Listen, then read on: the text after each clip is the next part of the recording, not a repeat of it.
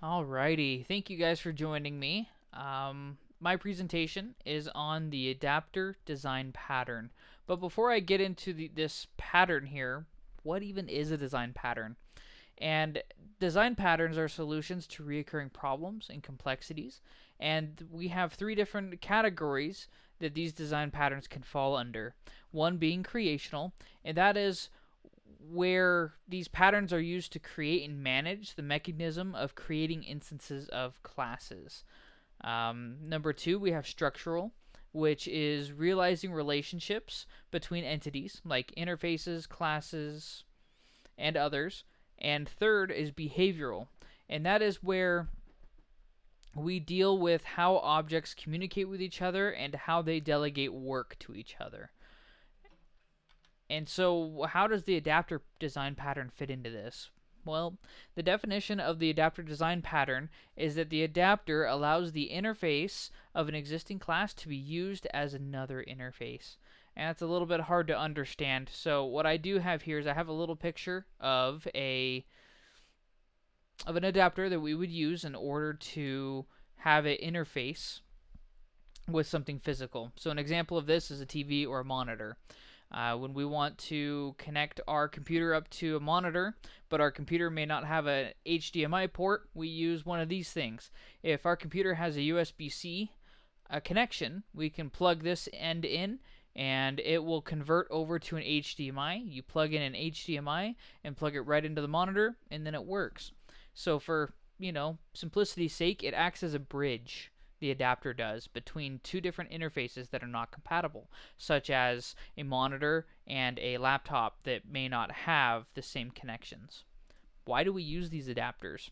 Well, the reason why is it's, especially in coding, it's able to help us make changes without modifying existing classes. This is especially true for legacy code, where we're developing new code using maybe newer techniques or just implementing newer structures into our code that may not be compatible with the code we've written previously. We can use an adapter that bridges between the legacy code and the new code so that everything still works together. So what category from all of this describing does this adapter design pattern fall under?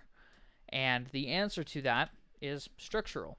Now, remember, structural design pattern is being able to realize relationships between entities. And that's exactly what an adapter does. It acts as a bridge between two interfaces that are not compatible. So, to delve a little bit deeper into adapters, there's two different kinds of adapters. We're going to be focusing on the second one, but the first one's worth mentioning is that we can use a class adapter, which is implementing the adapter using inheritance. But the second one, and the one that I really want to focus on, is object adapters. And that is where an object reference is stored or contained within that adapter. And that's what we call composition. Now, the benefit of this over a class adapter is that composition provides more flexibility and it avoids unseen side effects, especially when you're working and modifying existing code. And we can see an example, a brief little UML diagram here, where we've got the client and the interface, and that's what's expected to work. And then we have this existing class. It's just kind of hanging out there. And if we look, all of these methods, they don't really connect with this interface. So how do we get it to connect? Well, we use an adapter.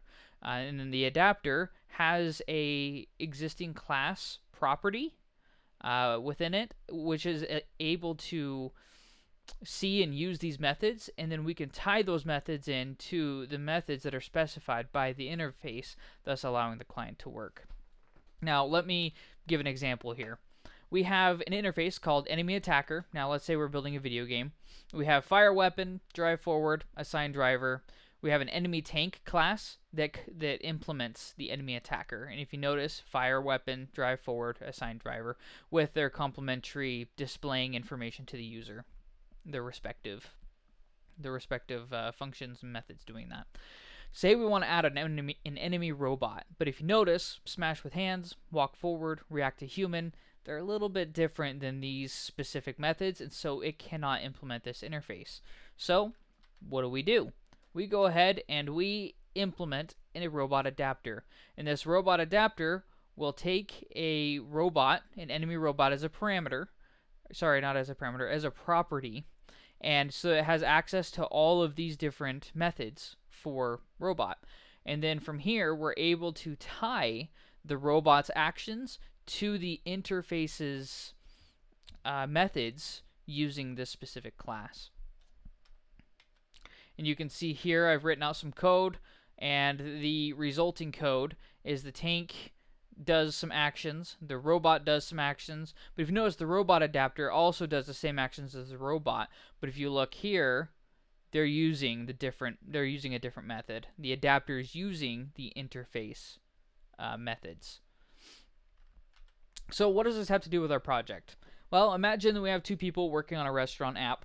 One person, Sarah, creates and implements an interface with methods for the different eating options that we have, like takeout, curbside, or dine-in. And we can see that illustrated here. Well, if we look at it, so we want to look at the classes that are able to implement this iDining options interface, right? So we've got curbside, and you can see we've got a lot of different properties that go with that: menu item name, order ID, order price, things that you would see that would be useful in having this information.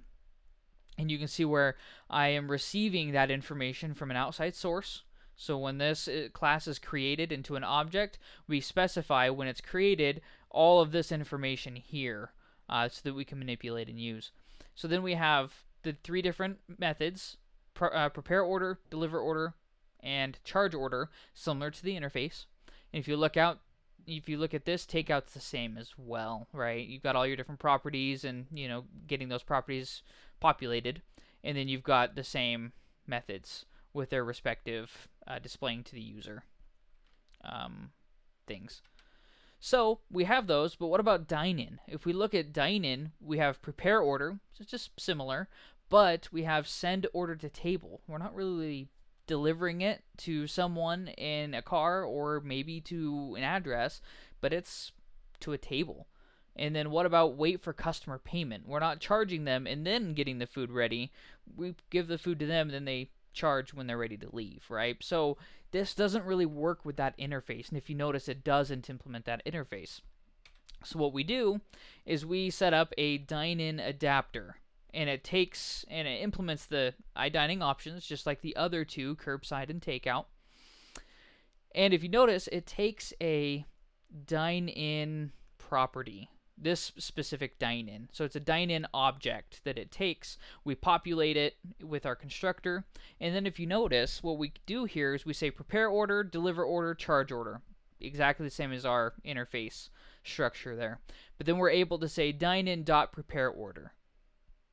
And then we're also able to say deliver order, and that may not seem like a lot, but deliver order, instead of using deliver order, we say dine-in.send order to table.